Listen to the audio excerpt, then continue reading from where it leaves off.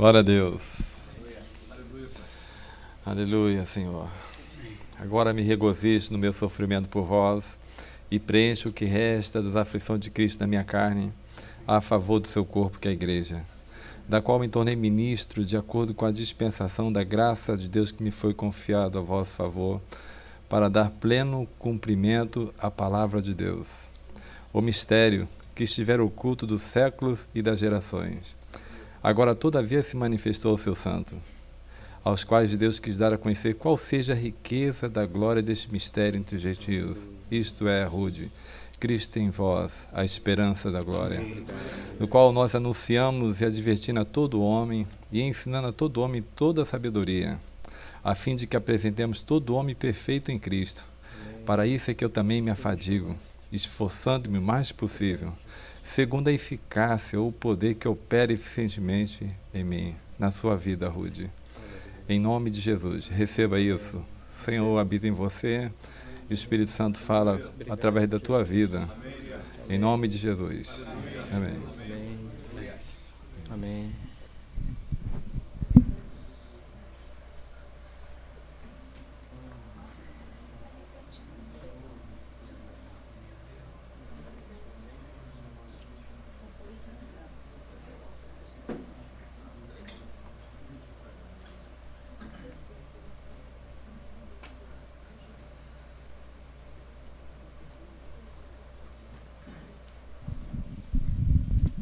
Como introdução, amados, eu vou contar um pouquinho da minha vida e depois vamos entrar na palavra com a graça de Deus.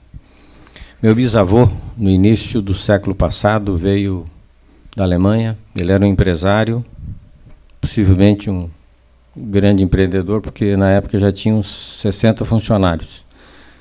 Perdeu tudo na guerra. Eu imagino hoje, proporcionalmente, seria uma indústria de 5 mil funcionários, né? Perdeu tudo, veio com seu filho e filha para cá. Depois o meu pai casou, mas ele era um homem de Deus. E em 93, a primeira vez quando fui na Alemanha, eu pude ouvir um parente nosso, distante, dar testemunho da vida de Deus do meu bisavô. Eu fiquei muito contente. Meu avô era um homem de Deus.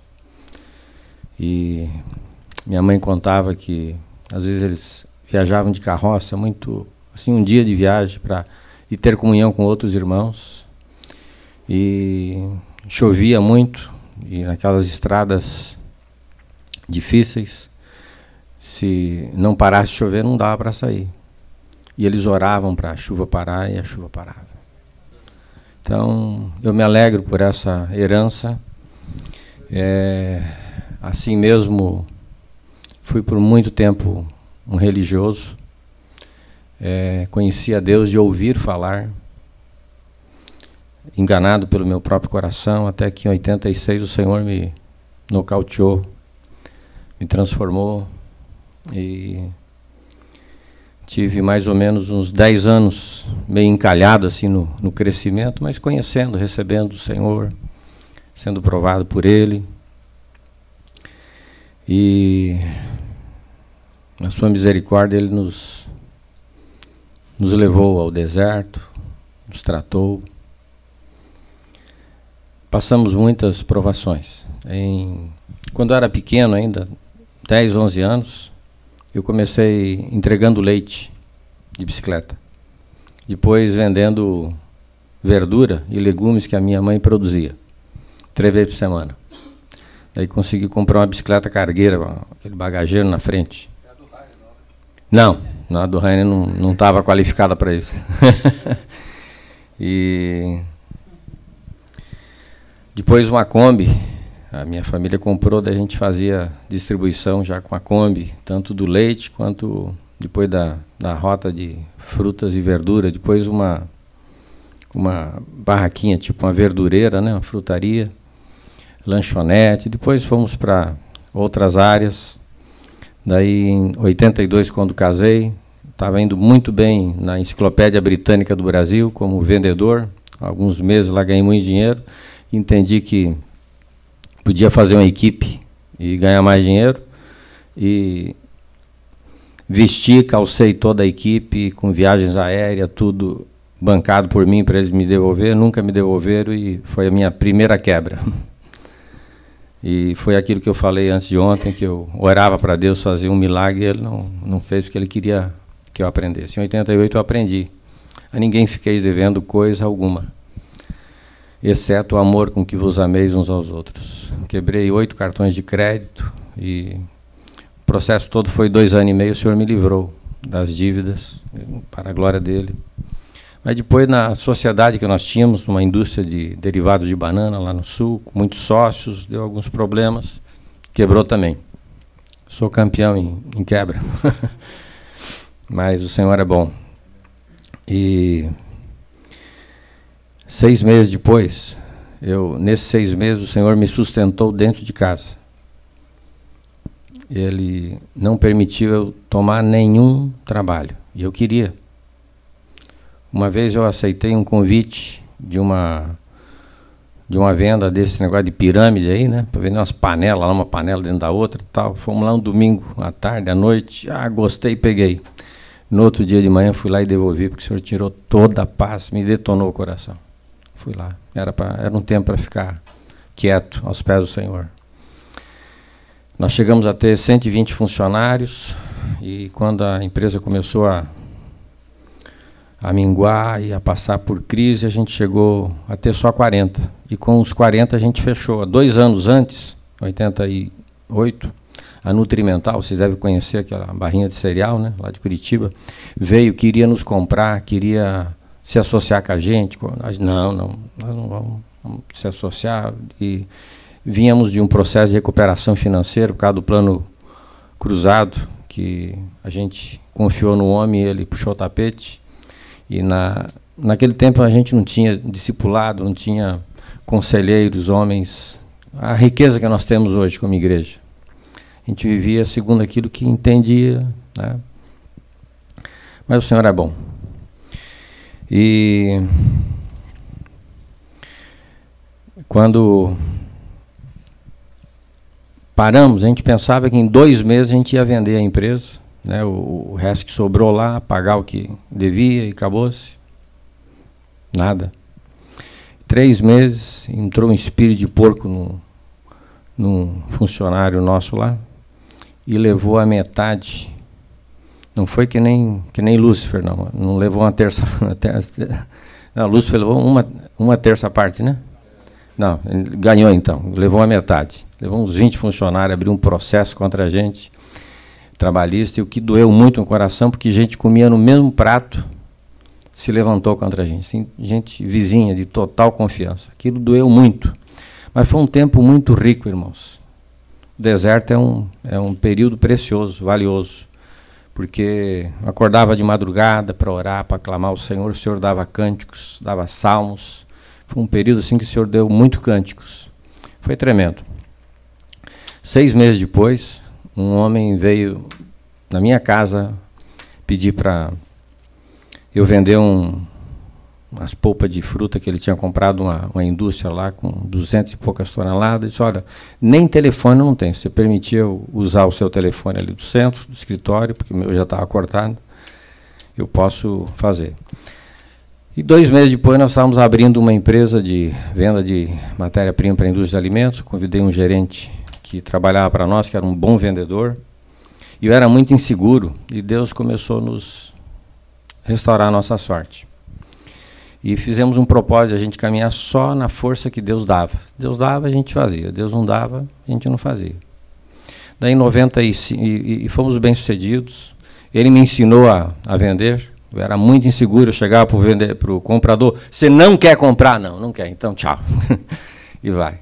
E depois ele foi me ensinando a fazer aquele quebra-gelo, aquele relacionamento gostoso, fui caminhando e depois a gente fechava às vezes alguns contratos grandes de polpa de tomate, por exemplo, $1 milhão, 2, e ele achava ruim porque eu naturalmente liderava e ele não participava, mas não era esse o propósito, só que ele não se sentia bem. Depois a gente se separou, mas em 95 a gente trouxe a Sucos Del Valle para o Brasil, essa que a Coca-Cola tem, foi um projeto assim gratificante, foi uma universidade para mim que eu nunca tive, apesar deles não terem sido leais comigo, mas foi muito bom e gratificante. Depois passamos pela Bosch Siemens, exportando refrigeração comercial, e em 2001 começamos, buscando um outro segmento, encontramos a área de mármores, granitos, rochas ornamentais, e entramos, e aquilo que falamos, se hoje tirar um pouquinho de sangue, já sai uma areiazinha aí, né? Entrou. E o Senhor tem nos sustentado. Em 2003, quando a gente foi na Austrália, o Senhor nos deu uma palavra profética, mostrando claramente o nosso chamado ministerial, mas também dizendo que a gente seria aprovado. E 2 anos depois, 1 ano e meio depois, nós quebramos por uma decisão errada que tomamos, por confiar no nosso próprio entendimento. Porque final de 2002, o dólar chegou a 3,96. Não sei se alguém se lembra. E janeiro a março de 2003, ele caiu para 2,80. E a nossa margem, a gente comprava, uma operação de trade, comprava em reais, vendia em dólar, a margem foi embora. E a gente meio que se assustou, o que vamos fazer? A gente perguntou para Deus, mas não esperou a resposta. E agiu por conta própria. E a gente que nunca tinha pago um título em atraso, sempre tinha crédito ilimitado na praça, 3 meses depois vimos que tínhamos desequilibrado toda a empresa. Mas, glória a Deus. O Senhor me deu uma imagem assim. Tenta quebrar esse coco aqui, por favor. Vai dar uma martelada aí, ver se quebra. Ó, ele deu com força. Ergue aqui para você. Todos conhecem um coco, né? Tenta quebrar aí. Ó. Isso era eu, queridos, confiando no nosso próprio entendimento. Essa era a minha casca. O Senhor tentava falar ou me levar a depender dele, mas a confiança no próprio braço era muito forte. E o Senhor quer alguém, ó, deixei cair por acaso, alguém como isso aqui, ó, já quebrou, onde ele possa agir, né? E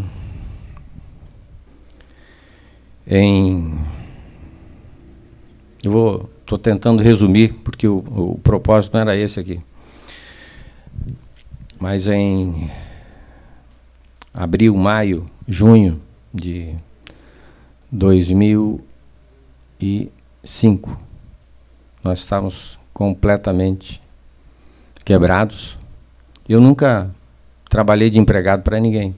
Se um dia Deus quiser que eu faça, não tem problema nenhum.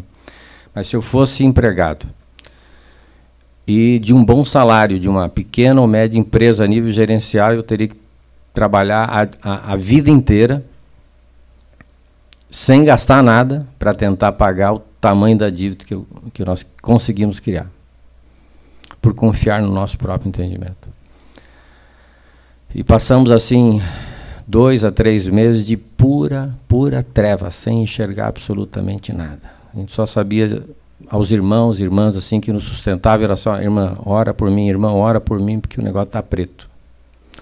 E daí o Senhor nos fazia lembrar lá de Isaías 50, que diz que: eia, vós que temeis o Senhor, se andar em trevas e não tiver luz nenhuma, ainda assim confie no Senhor e firme-se sobre o seu Deus. E a gente clamava, os irmãos: é tempo de jejuar, de buscar, de se humilhar ao Senhor. E em julho, Deus usou um pastor que continua me pastoreando, lá da igreja de Joinville, onde eu vim. O irmão mais velho, um irmão precioso, amado, um homem de Deus assim, muito sério, o Maírto. Creio que alguns aqui o conhecem. E ele não tem aquela posição profética, assim diz o Senhor, não. Irmão, veio um negócio assim no meu coração, vê se te diz alguma coisa, uma palavra só, recomeçar.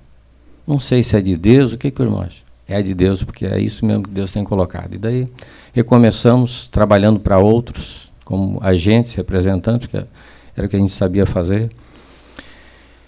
E nos 6 meses depois estávamos viajando à China e uns 10 meses depois estávamos reativando a empresa que nós temos no Uruguai, que foi por ela que a gente trouxe a Sucos Del Vale para o Brasil. E hoje temos uma operação internacional para toda a América Latina, uma empresa que o senhor nos confiou, e ainda pagando as dívidas daquele tempo, ainda não estamos livres. E nesse período aprendemos bastante, hoje a desconfiar do nosso próprio entendimento, e não temos acertado tudo, mas o Senhor tem nos levado a crescer, a depender dEle, a confiar, né? E passamos nesses 8 anos de restauração, inúmeras semanas, sem saber como a gente ia pagar as contas da próxima semana, sem saber o que ia acontecer, sem reserva nenhuma. Mas o Senhor foi fiel. Eu queria que os irmãos se alegrassem comigo, porque o Senhor é fiel. Ele tem me sustentado. E o chamado que Ele tem nos dado, querido, é muito grande frente a tudo isso, mas Ele está nos preparando, está nos purificando. Às vezes a gente se desvia, Ele vem, né, açoita, corrige, disciplina, mas porque Ele nos ama. E quando Ele faz é porque é para sermos participantes da sua santidade. Então eu tenho me alegrado com tudo que passou e creio que estamos dentro do projeto dele. Essa área é uma área que alegra muito o meu coração poder repartir com vocês. Possivelmente, para a maioria, eu não vou repartir nada de novo. Para alguns, talvez tenha alguma coisa que possa enriquecê-los, mas que o Senhor possa ministrar primeiro ao meu e ao nosso coração, e saímos daqui mais comprometidos com Ele. Sobre a mordomia do reino.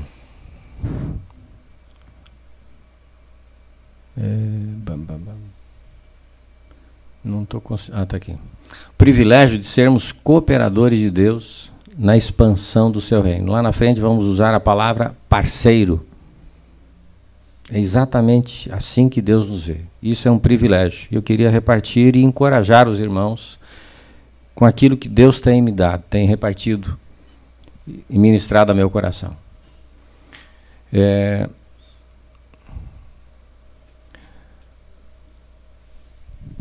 Creio que os irmãos conhecem um cântico que diz assim: não fica bem a gente passar bem e outro caristia, ainda mais quando se sabe o que fazer e não se faz.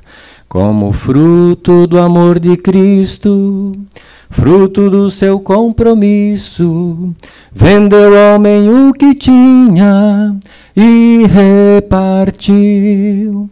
Era seu nome Barnabé, natural de Chipre, também chamado de José das Consolações, homem bom e piedoso, cheio de fervor e fé, homem de Deus. E quando Paulo converteu-se a Cristo, lhe faltou amigos, alguém que fosse companheiro, fonte de consolo e abrigo. Como fruto do amor de Cristo, fruto do seu compromisso, foi o homem procurá-lo, dando-lhe a mão. Era seu nome Barnabé, natural de Chipre, também chamado de José das Consolações, homem bom e piedoso, cheio de fervor e fé, homem de Deus.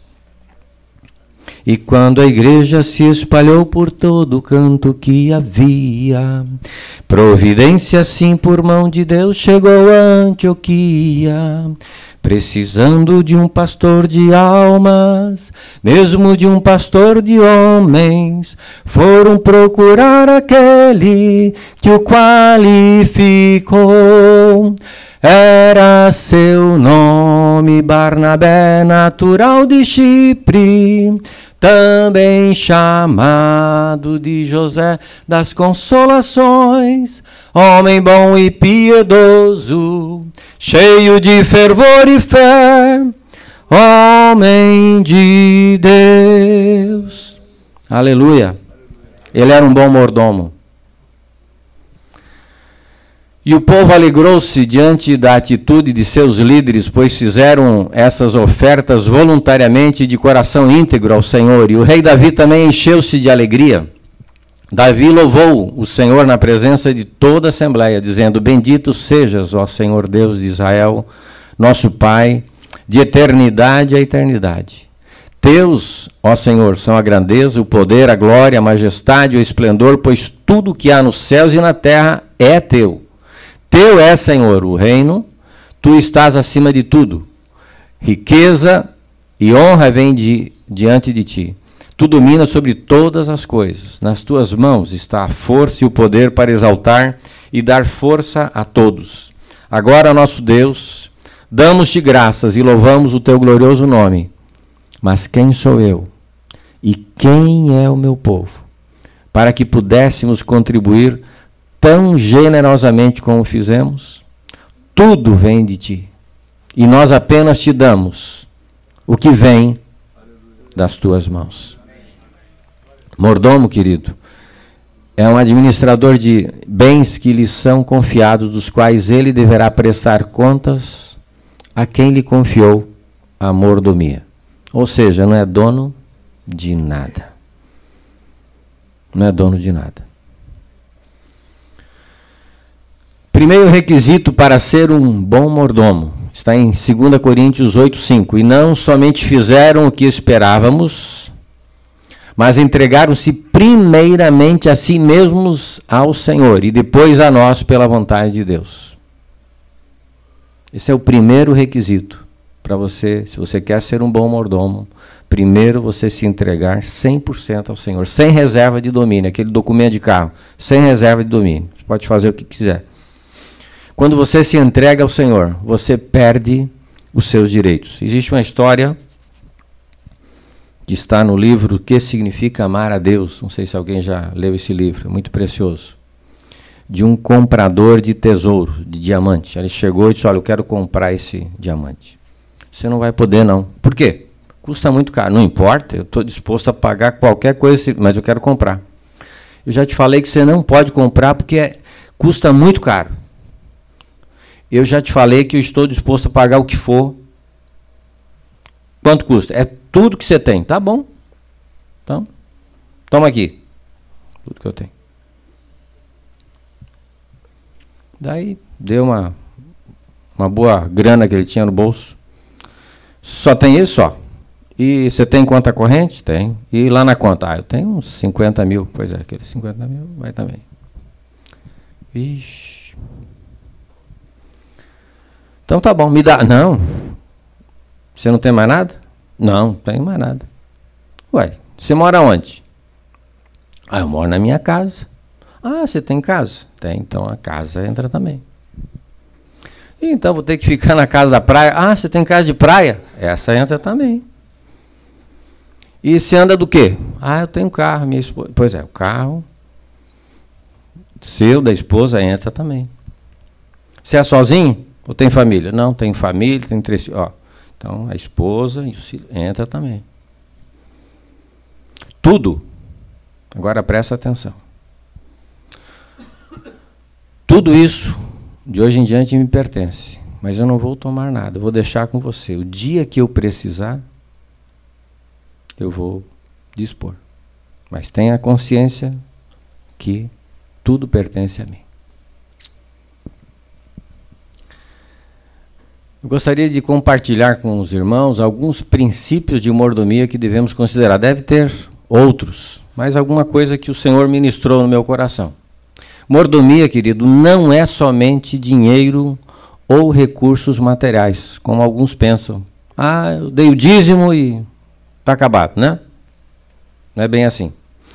Cada um, 1 Pedro 4,10, cada um exerça o dom que recebeu para servir aos outros, administrando fielmente a graça de Deus em suas múltiplas formas.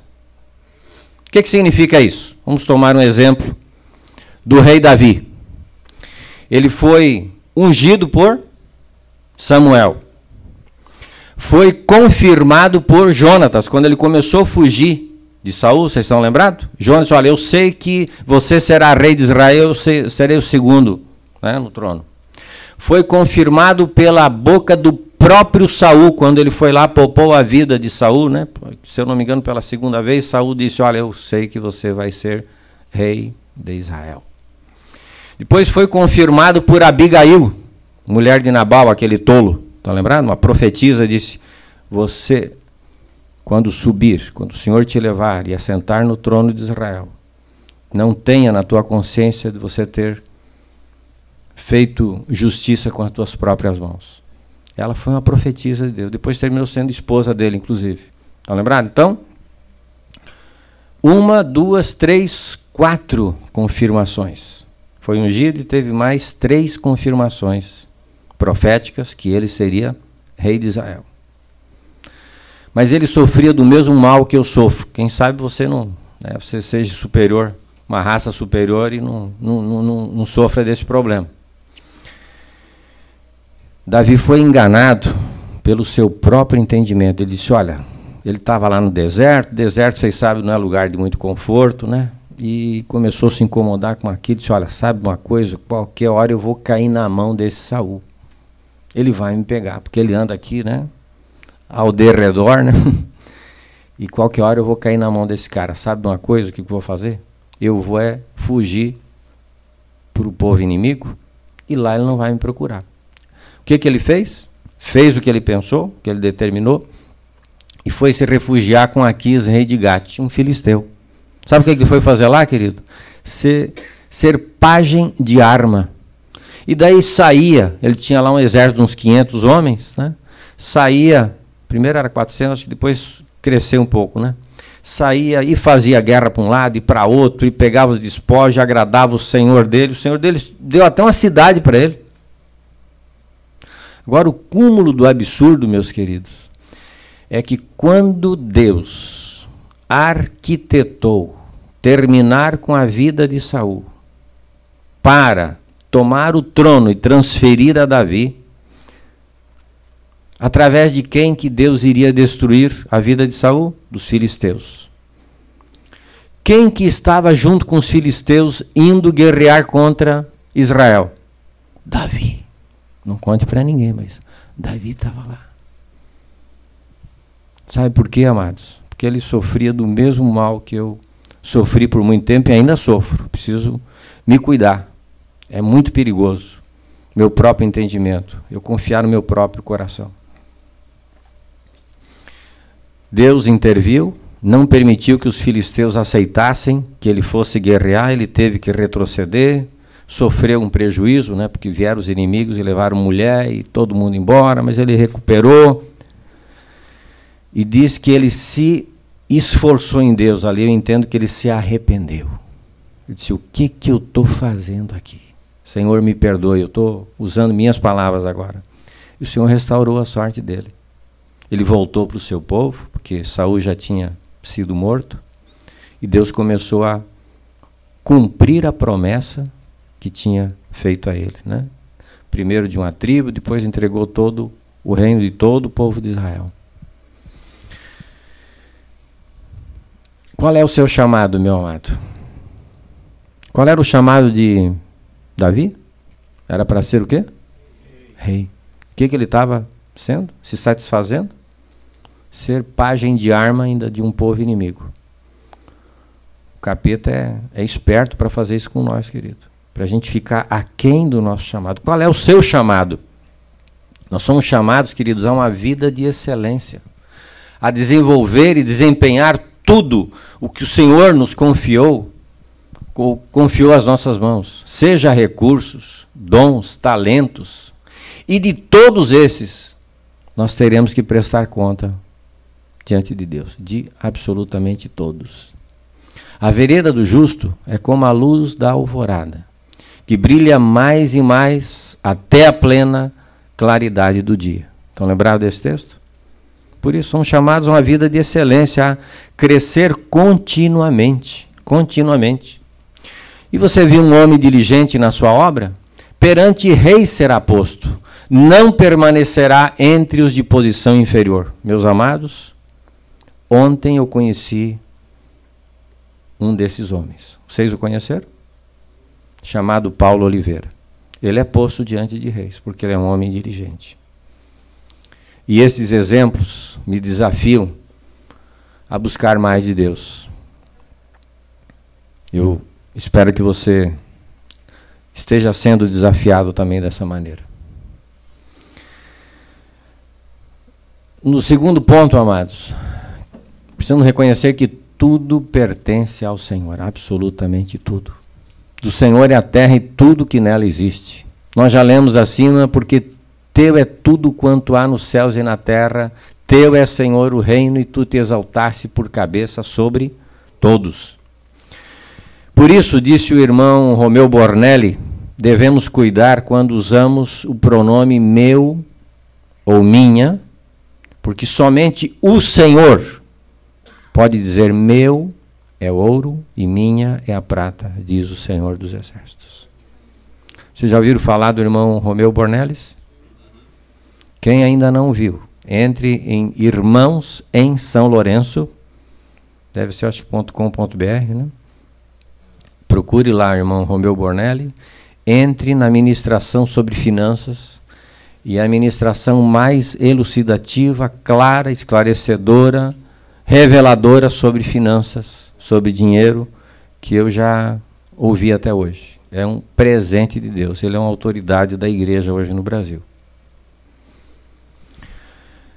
No terceiro ponto, o Senhor diz, negociai até que eu venha. Estão lembrados?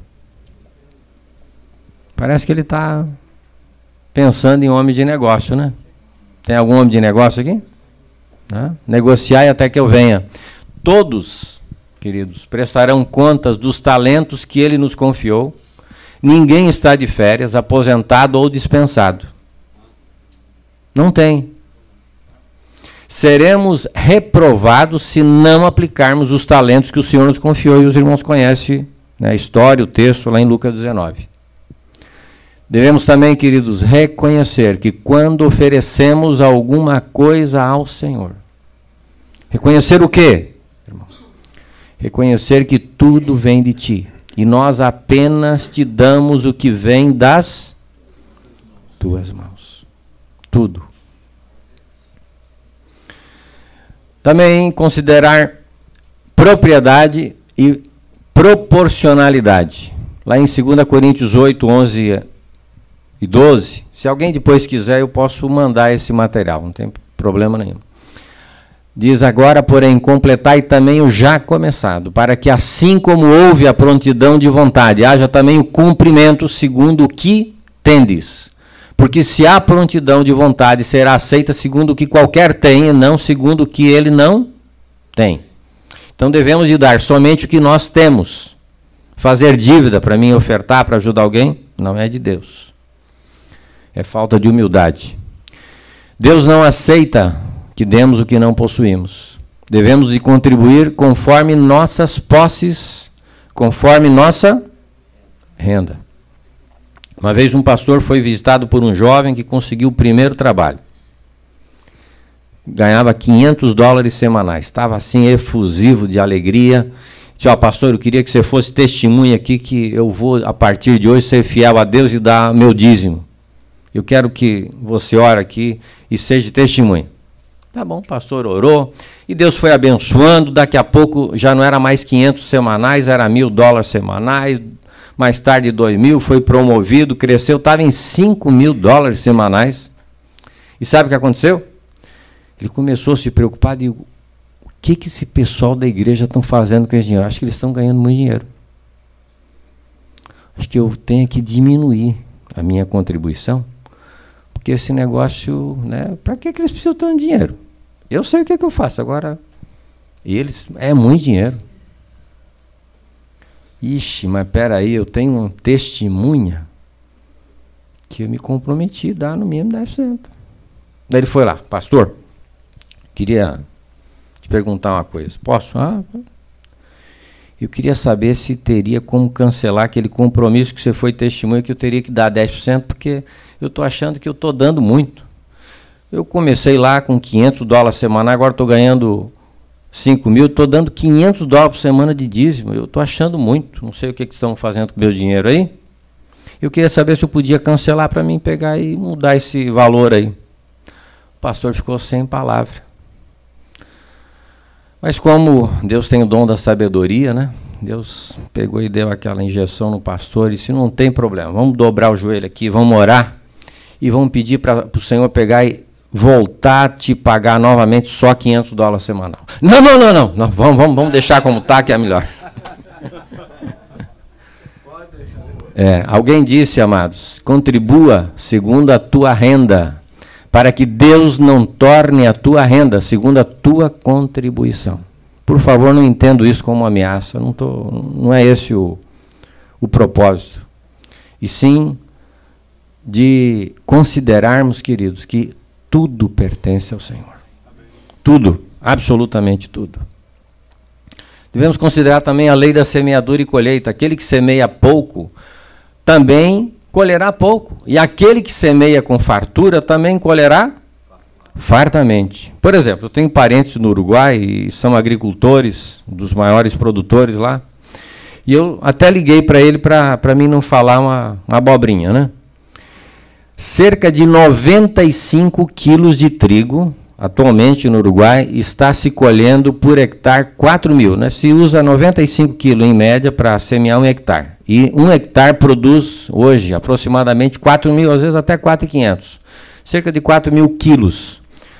Eu fiz as contas e dá cerca de 40 vezes mais. Quando Deus nos convida, amados, a semearmos com abundância, Ele disse que uns colherão quanto? A 30, outros a 60, outros a 100 por um. Nosso Deus é tremendo. Nosso Deus é tremendo, querido. Então, Ele só não vai fazer uma coisa, é nos obrigar. Ele é muito cavalheiro, mas Ele nos desafia. Mas também, aquele que não semeia, já fez a sua semeadura. Compreende? Aquele que não semeia, já fez a sua semeadura. O que vai colher? Nada. O seminário Investindo no Reino, amanhã, o Evaldo, onde é que está? Foi na reunião. Pode lhe ajudar a enxergar mais, não sei se vai ser seminário, mas ele vai ministrar aqui, né? Pode lhe ajudar a enxergar mais o que o Senhor espera de você como um bom investidor no seu reino. O Senhor nos desafia a testar sua fidelidade, queridos, e aumentar nossa semeadura. Ele diz, honre o Senhor com todos os teus recursos e com as primícias de toda a tua renda, e se encherão, né, de bens os teus celeiros, ou os seus celeiros ficarão plenamente cheios, e os seus barris transbordarão de vinho. É o Senhor quem nos convida a sermos assim generosos. Mas Ele quer que a gente faça com liberalidade, que a gente pratique liberalidade com alegria. Cada um dê conforme determinou em seu coração, não com pesar ou por obrigação, pois Deus ama quem dá com alegria, sem nenhum constrangimento, querido. Devemos também, como mordomos, reconhecer, queridos, que o poder e a capacidade vêm de Deus. Não digam, pois, em seu coração, a minha capacidade e a força das minhas mãos ajuntaram para mim toda essa riqueza. Mas lembre-se do Senhor, o seu Deus, pois é Ele quem lhe dá capacidade de produzir riqueza. É Ele. Porque quem te fez diferente, está lá em Deuteronômio 8, os irmãos conhecem. Quem te faz diferente? E que tens tu, que não o tenhas recebido? E se o recebeste, por que te gloria como se não houveras recebido? Ou seja, amados, não fica lugar para a nossa vanglória, né? para retermos glória nenhuma, apenas para sermos um cooperador, um dispenseiro fiel, um parceiro de Deus. Olha que privilégio e que honra. Lá no meio muçulmano, acho que os irmãos ouviram, né? O Senhor Jesus em pessoa está aparecendo para inúmeros muçulmanos, está evangelizando eles pessoalmente, mandando em tal lugar, falar com tal pessoa e tal, né? Se ele quisesse fazer essa obra sozinho, ele não poderia? Mas ele decidiu contar com você e comigo. É um privilégio muito grande, querido. O Senhor também é soberano em suas concessões. Vocês viram aí, né? Várias privatizações, são feitas concessões, etc. Tal, né? O Senhor também faz suas concessões. E ele faz o que lhe apraz e ninguém pode lhe perguntar por que fazes assim. Se ele aquieta, ninguém pode inquietar. E se ele age, ninguém pode impedir. Ele é soberano. Então ele diz que na sua soberania, ao homem a quem Deus deu riquezas e bens, e lhe deu poder para delas comer e tomar a sua porção e gozar do seu trabalho, isso é dom de Deus. Porque não se lembrará muito dos dias da sua vida, porquanto Deus lhe enche de alegria o seu coração. Isso é presente de Deus. Não é que a pessoa fica correndo atrás dessa riqueza. Não, Deus se agradou de confiar. Ele sabe que se ele der, não vai subir para a cabeça, não vai fazer mal para ele, né? Ele vai saber administrar, vai ser um homem fiel. A única recomendação a esse homem ou mulher é: ordene a esses que são ricos no presente mundo que não sejam arrogantes, nem ponham sua esperança na incerteza da riqueza, mas em Deus que de tudo nos provê ricamente para a nossa satisfação. Ordene-lhes que pratiquem o bem, sejam ricos em boas obras, generosos, prontos para repartir, pois dessa forma eles acumularão um tesouro para si mesmo, um firme fundamento para a era que há de vir, e assim alcançarão a vida eterna. Está lá em 1 Timóteo 6. Amados, toda a riqueza, se Deus concede para nós, ou para algum de nós, toda a riqueza tem um só propósito: para que em tudo enriqueçais, para toda a beneficência, a qual faz que por nós se deem graças a Deus. Vocês perceberam que a riqueza material aqui é destacada? Aqui não está falando de riqueza espiritual não, querido. Deus quer que sejamos ricos em tudo, mas aqui especificamente está tratando de riqueza material. Mas está dizendo que é para quê? Para meu belo prazer, vem a mim? Não. Para beneficência, para fazer o bem, para repartir, para abençoar os outros, para servir os outros.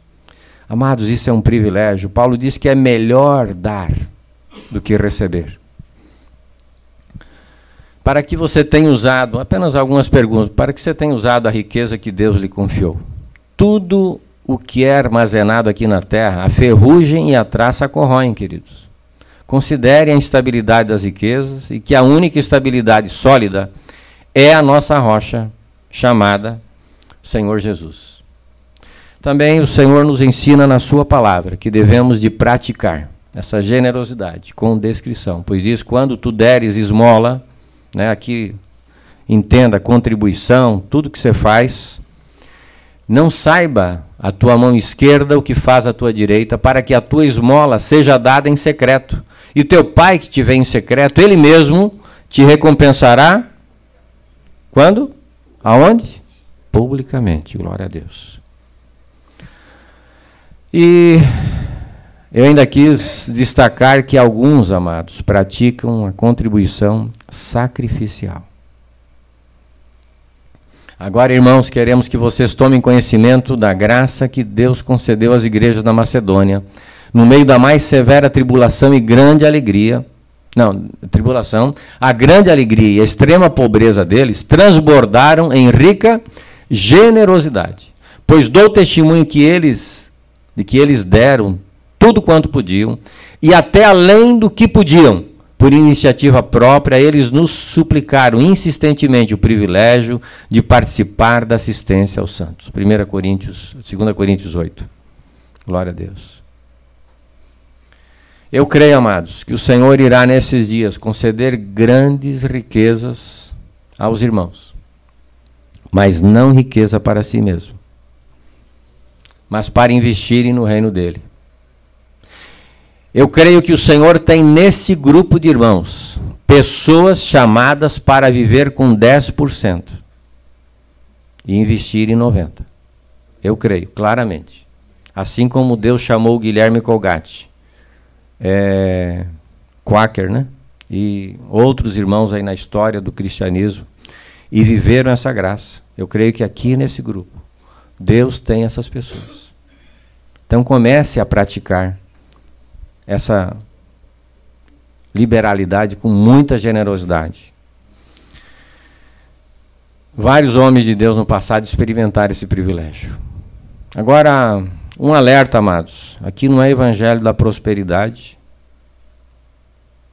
E quando você se alinha a tudo isso que nós falamos, não é garantia infalível e não nos exime de sermos provados, e nem a garantia no tempo em que nós determinarmos.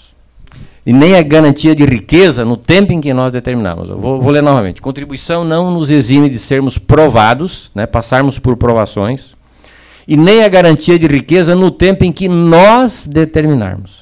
Eu vou fazer porque daí Deus disse... Não. Eu tenho que fazer com o coração completamente rendido a Ele. Ele vai fazer como e quando Ele quiser. Pois tu, ó Deus, nos submetestes à prova e nos refinastes como a prata. Dezembro de 2003. Quando em novembro de 2003 eu estava com 10 metros de língua, de cansaço, por causa daquela provação, do erro que eu tinha cometido, reunimos alguns irmãos, uns 3 ou 4, olha, eu quero que Deus fale hoje. Se Deus diz, olha, fecha a empresa, porque naquele tempo ainda o débito e o crédito, né? Se eu recebesse o crédito, ainda dava para pagar tudo e ficava no 0 a 0. Então, olha, se Deus falar para fechar, não tem problema, eu só quero que Deus fale. Daí, enquanto o Maírto estava indo para lá, Deus falou assim, olha, o problema do Rude não é que ele não consultou a Deus. Ele consultou, mas ele não esperou a resposta, ele agiu por conta dele. Mas diz para ele que eu já perdoei. Daí Deus deu mais uma visão de um labirinto espinhoso que não tinha como sair. Lá na frente aparecia uma luz, ou seja, nos indicando que era para seguir para frente. Daí, como não bastasse, uns 10 meses depois, a gente queria muito comprar uma indústria ou arrendar, e apareceu a oportunidade de comprar, e sem dinheiro, compramos, fomos pagando, porque a gente processava muito blocos de granito, a gente queria economizar o que a gente pagava, né, para ir capitalizando aquilo.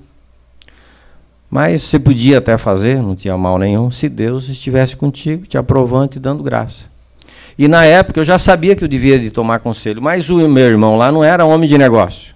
Daí, sabe, mais um engano que veio ao meu coração. Eu falo isso, amados, porque às vezes nós somos mais edificados com o testemunho de alguns irmãos, como no meu caso, vou contar agora um testemunho para você, do que com as vitórias. Quando eu li O Homem do Céu, primeiro eu comecei a me regozijar, e depois eu digo, Senhor, se esse homem tão parecido contigo passou por deu todas essas cabeçadas, todos esses tropeções, e o Senhor foi com ele, há esperança para mim, eu não sou um caso perdido, glória a Deus.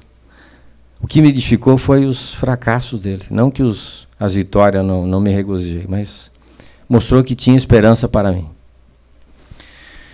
E ele muito sabiamente disse, olha, Rude, Deus falou, tal, mas busque uma palavra rema de Deus, na qual você possa esperar. A hora que vier tempestade e tormenta, você vai ter uma palavra de Deus. Comecei a orar, a buscar de madrugada, clamar, daí Deus deu Miqueias 6:8. O que é que Deus pede de ti? Senão que pratiques a justiça, ames a misericórdia, a beneficência e andes humildemente, diante do Senhor. Na hora, o dicionário, vocês conhecem vários, né? Mas o dicionário do Espírito é jóia. Na hora, o dicionário do Espírito traduziu. Dependência de Deus. Ô, Senhor, muito obrigado. Então, aqui, ó, ficou clarinho da Silva, mas daqui até chegar aqui, amados, é um caminho longo. Porque 10 meses depois, eu digo, esse cara, ele não é homem de negócio. O que ele vai entender de negócio? Por que eu vou me aconselhar com ele? E fui lá e eu digo eu fui, mas meu sócio e eu compramos a indústria ali em Cachoeiro. 10 meses depois devolvemos, tivemos que rescindir o contrato. Só nessa brincadeira perdemos 300 mil reais. E eu, não é que desconhecia, mas ignorei que o Espírito Santo tem um dom chamado discernimento de espírito, palavra de sabedoria, de ciência, é muito rico, né?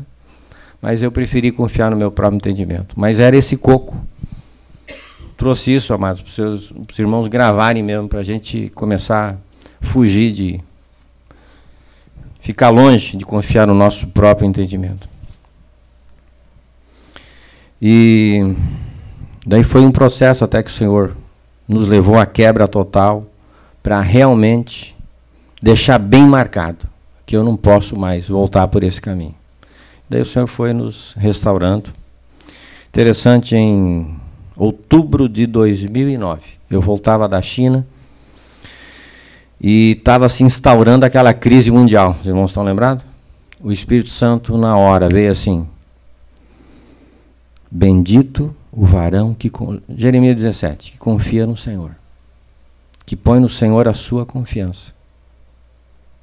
Pois será como a árvore plantada junto a ribeiros, que dá seu fruto na estação própria, cujas folhas não murcham, e tudo quanto fizer prosperará. E no ano da sequidão não deixará de dar fruto. Eu digo, essa é a palavra, aleluia. Reparti com a minha equipe e seguimos em frente. As vendas caíram 37%, a rentabilidade caiu, conseguimos mal e mal empatar, ainda geramos um déficit em 2 anos, mas sobrevivemos, passamos, e 2011 o Senhor começou a restaurar novamente. 2012 vínhamos bem, e 2013 a gente pensava que, bem, vamos, com a graça de Deus, aumentar pelo menos 50% do faturamento, vender mais, e primeiro semestre Deus assim deu um puxão de freio de mão violento. Daí voltou toda aquela insegurança, aquela dificuldade, tribulação. Digo, misericórdia, o que está havendo, Senhor? Daí chegou julho, agosto, começou a melhorar, mas fizemos uma operação. Numa operação só perdemos agora 120 mil reais. Digo, Senhor, o que está havendo? Daí eu cheguei de viagem agora semana passada, na outra, aliás, da China. Meu gerente me chama, ele é um presbítero em outra congregação, um homem de Deus, precioso, um presente de Deus para nós. Mas nos pegou assim de cheio em algumas coisas que a gente estava desviando do Senhor. Assim, pequenos desvios. E nos voltamos ao Senhor. E o Senhor foi, semana passada, já vimos a sua graça nos restaurando, começando a nos restaurar. Mas quando Ele nos deu aquela ordem, voltando lá em dezembro de 2003, Ele nos deu Miqueias 6:8 e deu Isaías 66, 10 a 12, que diz, Tu, ó Deus, nos provastes, metestes os nossos pés no tronco. Vou ler que é melhor, porque tem várias versões. Nos submeteste à prova, nos refinaste como a prata, fizeste-nos cair numa armadilha, e sobre as nossas costas pusestes fardos. Deixaste que os inimigos cavalgassem sobre as nossas cabeças, passamos pelo fogo e pela água, mas a um lugar de fartura nos trouxeste. Eu fiquei só com a última parte. Opa, lugar de fartura vai ter, né? Perdão, é Salmo 66. Obrigado, querido. Fiquei com o final. Mas o Senhor é sábio, né? Eu posso ficar com o final, mas Ele processou o texto inteiro. Ele processou o texto inteiro. E uma coisa interessante, ali está dizendo, amado, fizeste-nos cair numa armadilha. Toda a responsabilidade foi minha e do meu sócio. mas principalmente minha. Mas ali está dizendo que foi ele que fez. Os irmãos perceberam? Não sei se a Bíblia de vocês é diferente, mas ali sim. Por quê? Porque Deus tem um propósito. Isso aqui não serve para ele, queridos. Como homem, é casca muito dura. Ele precisa de alguém que seja sensível.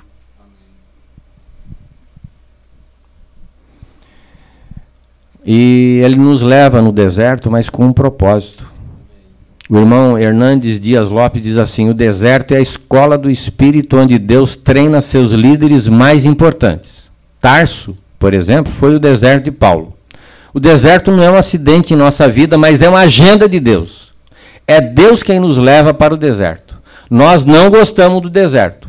Ele não nos promove, ele nos tira do palco, ele apaga as luzes dos holofotes e nos deixa sem qualquer projeção. Deus nos leva para o deserto não para nos exaltar, mas intencionalmente para nos humilhar. Deus não tem pressa quando se trata de preparar os seus líderes. Nós, por exemplo, vivemos em uma geração de fast food, mas os seus líderes não podem amadurecer no carbureto. Vocês sabem o que é carbureto? Nós já tivemos em família indústria de banana, e para a gente amadurecer banana, a gente pegava uma lata de água quente, metia carbureto lá, 2, 3 dias já estava praticamente madura a banana. Deus não trabalha assim. Ele não usa micro-ondas para nos aperfeiçoar. E Deus não tem pressa. Deus não tem pressa. Isso ele me falou lá na Austrália em 2003. Ele não tem pressa. Agora, amados, o bom é saber que após provados, nós somos o quê? Glória a Deus, somos aprovados. Né? Então, a perseverança é a palavra de ordem no meio das provações, quando você está lá no deserto. Perseverar e confiar no Senhor. Esperar inteiramente, porque o Senhor é bom e a sua misericórdia dura para sempre. Devemos nos firmar nas promessas de Deus para nós. Meus amados, em todas essas provações, se eu não tivesse uma palavra rema de Deus, não tivesse promessas claras de Deus, eu já teria naufragado há muito. Só que a palavra é uma rocha. Você se firma nela e passará céus e terra, mas as minhas palavras não passarão. Porque eu mesmo velo sobre a minha palavra para cumprir, diz o Senhor dos Exércitos. Não é disciplinado por seu pai? Se vocês são disciplinados, e a disciplina é para todos os... Se vocês não são disciplinados, e a disciplina é para todos os filhos, então vocês não são filhos legítimos, mas sim ilegítimos ou bastardos, né? Além disso, tínhamos os pais humanos que nos disciplinavam e nós os respeitávamos. Quanto mais devemos submeter-nos ao Pai dos Espíritos para assim vivermos? Nossos pais nos disciplinavam por curto período, segundo bem lhes parecia. Mas Deus nos disciplina para o nosso bem. Não é para qualquer coisa, não. É para sermos participantes da sua santidade e manifestar a sua glória em todo lugar. Deus é tremendo, amados. Há um mês atrás eu estava em Cachoeiro visitando um fornecedor. E eu cheguei assim, tinha uma porta de vidro e a moça que nos atende em pranto, chorando lá dentro. Eu comecei a ficar incomodado e demorou e chegou um colega dela e daqui a pouco eu, mal educado, né, entre aspas, abri a porta. Eu queria orar por você. Você pode me falar o que está havendo? Não, é o meu ex-esposo, né, porque ela está separada. Que eu levei a minha filha de 4 anos para passar o sábado com ele, e ele estava com febre já desde quarta-feira. E daí no sábado a minha filha ficou com dor na garganta, ele levou no hospital ela para ver. Daí a pediatra consultou ela e disse: olha, ela vai tomar esse remedinho, pode voltar para casa, mas você vai ficar internada aqui. Você não pode ir embora não. Teu caso é muito grave. Daí domingo piorou, segunda piorou mais ainda, começaram a dar antibióticos, e segunda-feira ele já estava com 150 quilos, todo inchado. E ninguém sabia de nada. Disse: olha, você permite nós orarmos? Nós servimos um Deus que ressuscita mortos, quanto mais curar uma situação dessa, intervir na situação dessa. Daí oramos, ministramos e foi embora.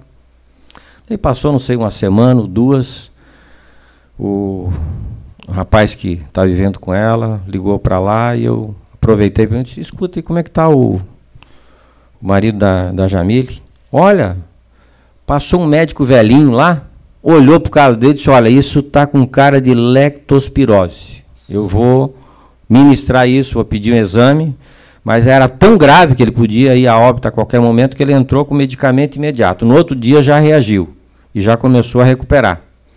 E a hora que saiu o exame, não sei, 1, 2 dias depois, de fato, ele tinha se contaminado com urina de rato, numa bebida, né? Lata, coisa assim. E ficou recuperado, ficou umas sequelas, vai fazer fisioterapia, mas foi salvo. Então, nós precisamos, amados, estar à disposição do Senhor para Ele nos usar como Ele quiser, né? E o dízimo? Estamos falando de mordomia, né? E o dízimo? É um princípio antigo que antecede a lei, dada para reconhecermos através da prática que tudo pertence a Deus. Pois Abraão deu os dízimos a Melquisedeque. Vocês estão lembrados? Quando houve a primeira Santa Ceia, onde que houve a primeira Santa Ceia? Melquisedeque trouxe pão e vinho, né? Foi a primeira Santa Ceia lá. E Abraão deu os dízimos a ele. Mas no Antigo Testamento se praticava 10%. No Novo Testamento, amados, pertencemos ao Rei. E tudo que supostamente possuímos, pensamos que possuímos, né? Tudo que possuímos, pertence a Ele. Por isso podemos sim iniciar com esses 10%. Como um princípio, ele é muito válido e está válido porque ele era antes da lei, né? Mas ele quer que você contribua e vá aumentando esse índice progressivamente, provando da grande fidelidade e generosidade do Pai. Amém. Meu amado, 10% é só o início da caminhada. Você dá 10% e pensar que 90% é seu, isso é religiosidade, é falta de revelação de Deus. Precisamos compreender isso, que os 10 e os 90 que ficaram também é dele. Então, Senhor, o que você quer que eu faça? Quanto você quer que eu contribua? Quem que você quer que eu abençoe? Né? Tudo pertence a Ele. E lembre-se, eu creio que Deus tem pessoas aqui para viver com 10 e doar 90. Comece a praticar isso e experimente a grandeza e a generosidade de Deus. Aumente sua semeadura com generosidade. No Novo Testamento, amados, tudo pertence ao Rei. Nós apenas administramos o que é dele. No mesmo ano que o irmão Wu esteve aqui, o irmão Yun, no dia que ele vinha, um dia antes do que ele chegaria aqui em Vitória, meu sogro faleceu lá em Santa Catarina. Daí eu disse para Deus, Senhor, você está de brincadeira comigo, né? Porque eu queria muito conhecê-lo. Mas o Senhor disse que em tudo dá graça, então muito obrigado. Fomos lá, participamos do funeral, 3 dias, 4 dias voltamos. No meio da semana eu liguei para o Sérgio. Onde é que vocês vão estar o próximo final de semana? Vão estar no Rio de Janeiro, chegamos domingo à tarde. Teria algum problema se eu ficasse hospedado no mesmo hotel que vocês vão? Não, porque eu queria muito conhecer. Então, vem embora. Resumo. Fomos domingo à noite visitar a igreja chinesa, era a única noite livre que ele tinha, mas ele quebrou o descanso para ir servir, abençoar os irmãos. Daí eu conheci o Isaac, levei ele de carro. E o Isaac disse, com o que você trabalha? Eu trabalho com mármores, Sério? Meu pai conhece um grupo de empresários chineses que sustentam 40 missionários no mundo. Um deles é meu pai.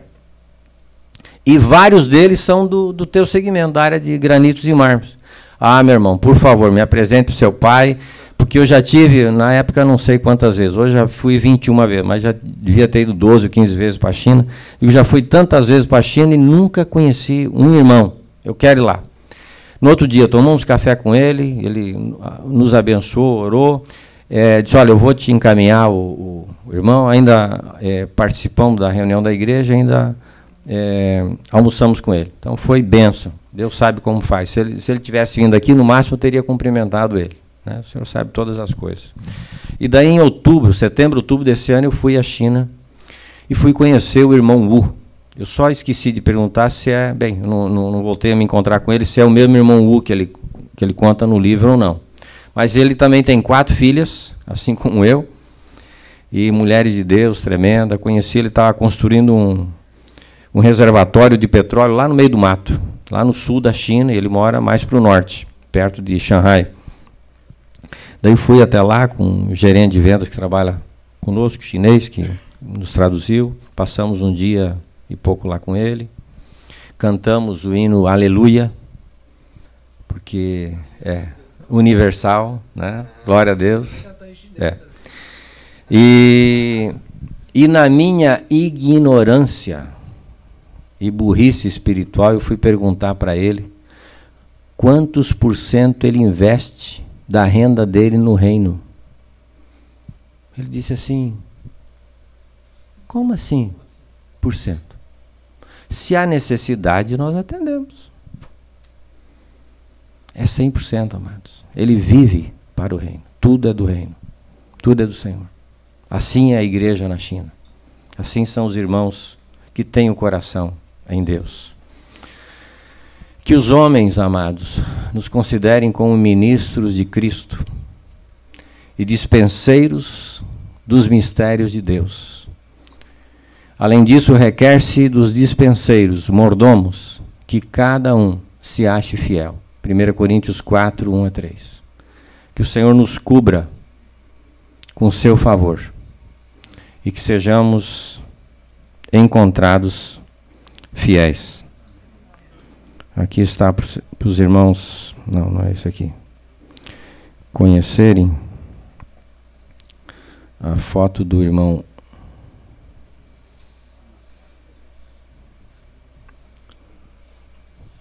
Vamos ver se essa aqui. Não, essa aqui é do irmão Yu, não é não.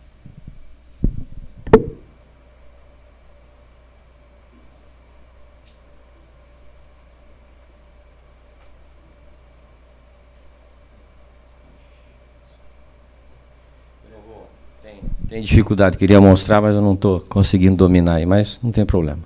Que o Senhor os abençoe. Foi uma... Não, o detalhe é que ele está abrindo para lá e eu não sei...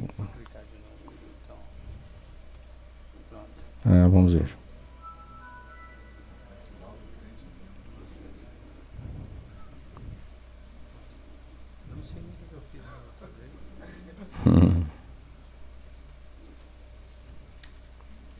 Ó, aqui que está o problema. Ele vai para lá.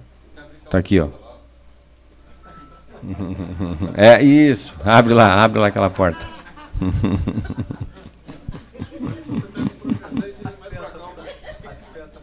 Não.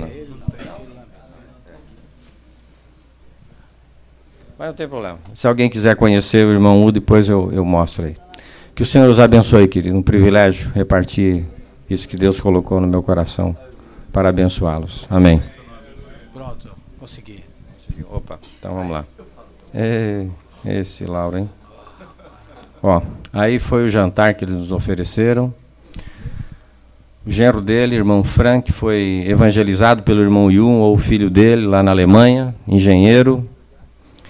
Muito bem graduado, mas sabe qual é a paixão dele? Servir as cidades pobres e miseráveis da China. Ele tem uma montanha muito grande ao lado da cidade, ele vai toda semana lá orar e interceder pela cidade. Ixi, não tá fluindo aqui. Isso, mas não tem problema. Aí está o irmão Wu. Tranquilo. Obrigado.